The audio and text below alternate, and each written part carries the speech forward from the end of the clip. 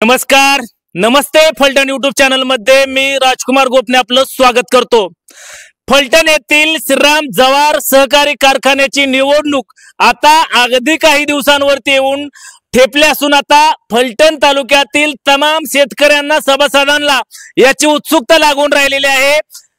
लवकरच ही निवडणूक जाहीर होणार असल्याचे संकेत मिळत असून फलटण तालुक्यात निवडणुकीच्या अनुषंगाने आता मोर्चे बांधणीला वेग आलेला आहे.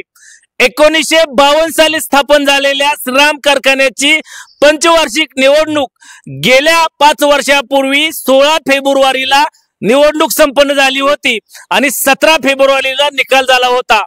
एकूण 21 संचालक या कारखान्यामधून निवडले जातात.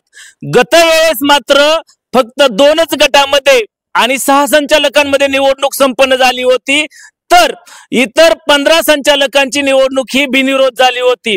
यावेळेस आता ही निवडणूक बिनविरोध होणार का दुरंगी होणार याकडे लक्ष लागून राहिलेलं आहे.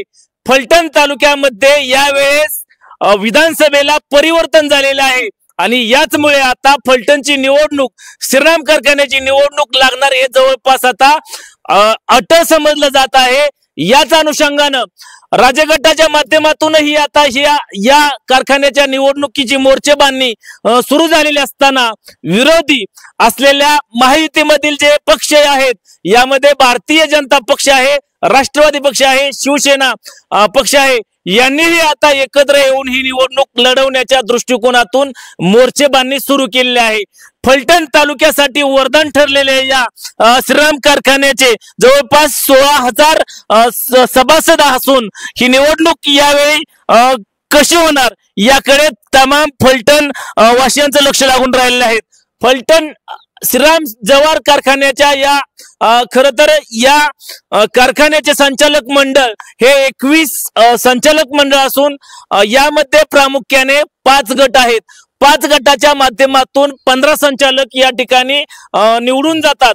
तर या ठिकाणी एक ब वर्ग संचालक, त्याचबरोबर अनुसूचित जाती, त्याचबरोबर NT आर्थिक दृष्ट्या दुर्बल आणि 2 महिला असे एकूण 21 संचालक यांच्यासाठी ही निवडणूक होणार आहे. तब्बल 15,000हून जास्त अगदी 16,000 पर्यंत सभासद संख्या असून यामधूनच ही निवडणूक या ठिकाणी होणार असल्याचं सांगण्यात येत आहे. खरं तर सातारा जिल्ह्यातील सह्याद्री कारखान्याची निवडणूक जाहीर झाली असून आता या ठिकाणी प्रचाराचा धुळा सुरू झाला आहे. आमदार मनोज घोरपडे आणि माजी आमदार बाळासाहेब पाटील या दोघांच्या दरम्यान तुल्यबळ लढत या ठिकाणी सुरू झालेली असतानाच फलटण तालुक्याला वरदान ठरलेल्या या श्रीराम जवार कारखान्याची यावेळेस निवडणूक होणार असल्याचे संकेत या ठिकाणी मिळत आहेत. राज्य गटातून आता मोर्चे बांधणीला वेग आला असून विरोधी गटातून विश्वासराव भोसले आणि इतर मंडळी हे एकत्र येऊन पूर्ण पॅनल ताकदीने लढवणार का हा विषय अतिशय महत्वाचा ठरणार आहे. नुकत्याच झालेल्या विधानसभा निवडणुकीमध्ये 3 महिन्यापूर्वी फलटण कोरेगाव विधानसभा मतदारसंघामध्ये विद्यमान आमदार दीपक चव्हाण यांचा या ठिकाणी पराभव करून गेली 30 वर्ष राजगटाची फलटण तालुक्यावरची सत्ता या ठिकाणी विरोधी गटाने या ठिकाणी छेदले असून याचमुळे आता या आगामी काळामध्ये श्रीराम कारखान्याची निवडणूक ही महत्वाची ठरणार आहे. आगामी अगदी काही दिवसामध्येच ही निवडणूक जाहीर होणार असल्याचे संकेत मिळत असून आता ही निवडणूक कधी जाहीर होते आणि या निवडणुकीच्या आखाड्यामध्ये प्रत्यक्षात कोण कोण उतरणार याकडे तमाम फलटण तालुक्यातील सभासदांचे, शेतकरी वर्गाचे लक्ष लागून राहिलेले आहे. आमचे नमस्ते फलटणचे संपादक वैभव गावडे यांच्यासह मी राजकुमार गोपने, नमस्ते फलटणसाठी श्रीराम कारखाना फलटण.